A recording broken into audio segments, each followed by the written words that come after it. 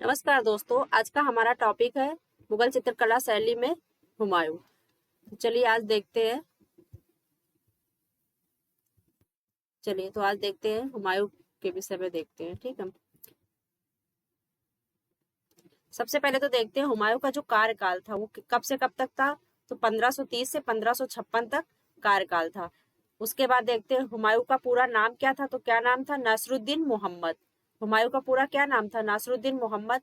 इनका देखिए कार्यकाल जो था बहुत कम था। ठीक है, इनका जो कार्यकाल था बहुत कम था।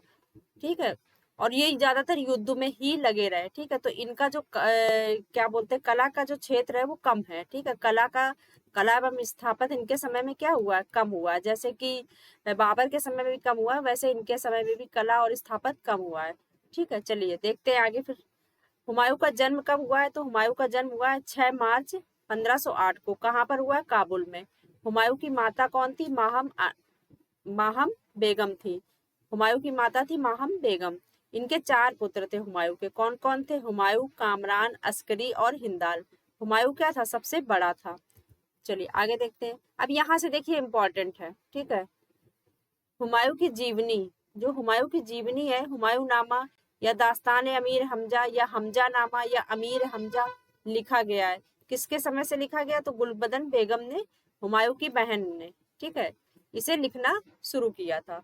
दास्तान अमीर हमजा की चित्रकारी हुमायूं के समय से शुरू होकर अकबर के समय तक चली है। ठीक है, दास्तान अमीर हमजा की जो चित्रकारी है वो हुमायूं के समय से शुरू होकर के खत्म कब हुई है? अकबर के समय तक।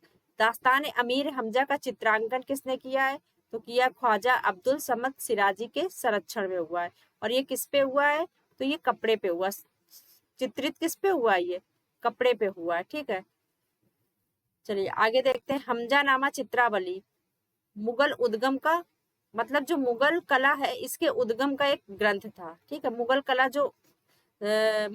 जो अकबर के समय शुरू हुई थी।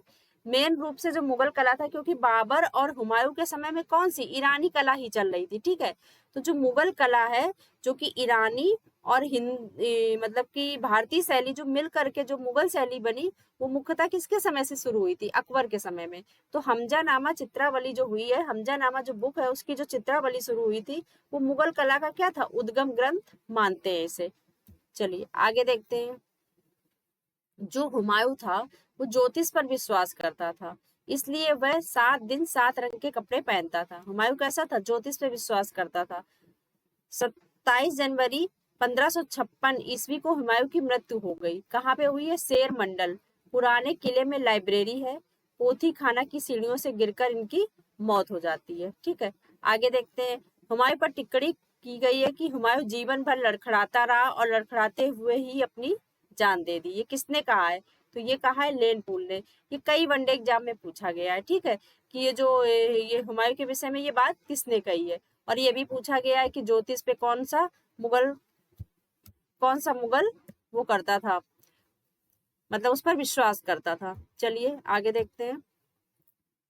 ईरानी चित्रकार अब्दुल समद सिराजी तथा मीर सैयद अली को सर्वप्रथम अपने दरबार में आमंत्रित किया था। किसने किया था? तो हुमायूं ने।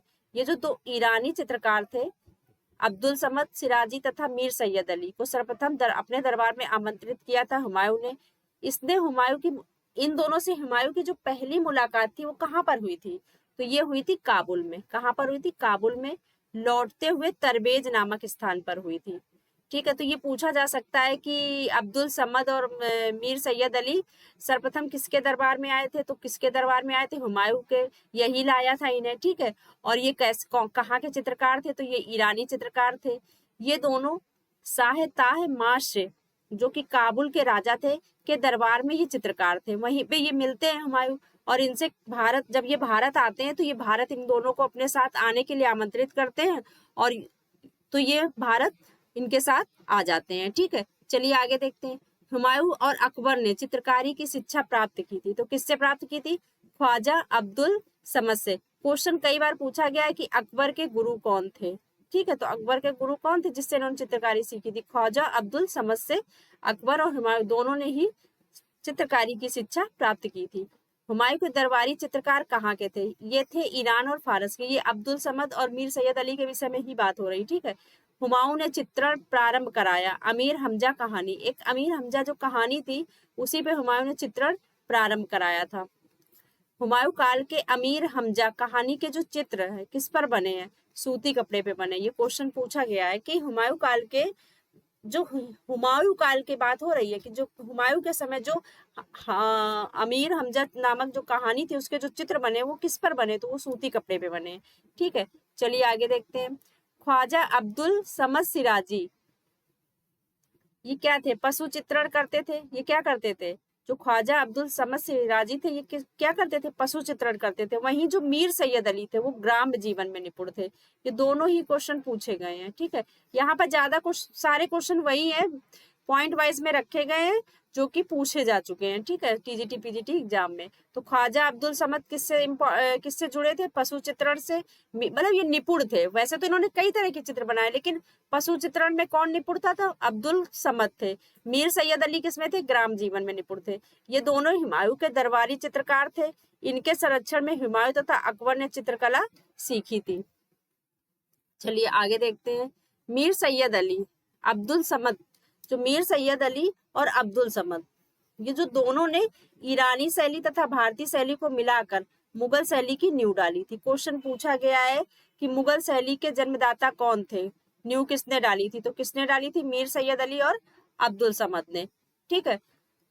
हुमायूं के समय किंतु मुगल चित्रकला का जनक और इसी के समय विकास, ठीक है। हुमायूं के समय मतलब जो इसका क्या होता है, हुमायूं के समय किंतु मुगल चित्रकला का जनक और इसी के समय विकास किसके समय हुआ? अकबर के समय में, ठीक है। जो मुगल चित्रकला के जनक कहा जाता है तो किसे कहा जाता है? मीर सैयद अली और अब्दुल समद को कहा जाता है, ठीक है। और विकास किसके समय हुआ? अकबर के समय में हुआ। चलिए आगे देखते हैं। सुंदर पक्षियों के चित्र सबसे पहले किसने बनवाए हैं? अब पूछा गया है किस मुगल शासक ने सुंदर पक्षियों के चित्र सबसे पहले बनवाए हैं? तो हुमायूं ने। मतलब बाबर आया, बाबर के बाद कौन आया? उनका पुत्र हुमायूं।